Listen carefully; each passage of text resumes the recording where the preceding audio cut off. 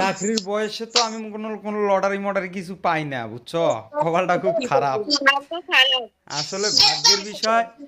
ওই যে ভলান্টিয়ারের যে দায়িত্বটা পালন করছিলাম না, ওই উপলক্ষে স্যারেরা আজকে ডাইকে এই গিফটে দিছে, বুঝছো?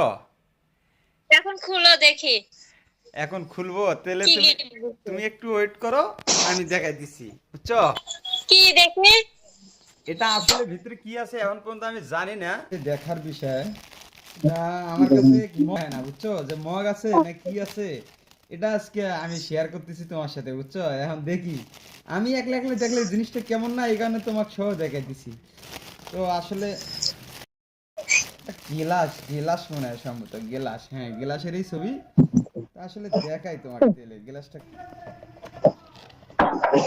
ও মাই গড, সুন্দর আছে তো। হ্যাঁ অনেক সুন্দর হয়েছে। যাক, পানি টানি খাওয়া যাবো। আমি মনে করছিলাম হয়তো 4 কাপ হবে বড় মগের মতো, কিন্তু আসলে একটা গেলাস দিছে। যাক, রাইজিং এর এটা একটা স্মৃতি হয়ে থাকবে আমাদের।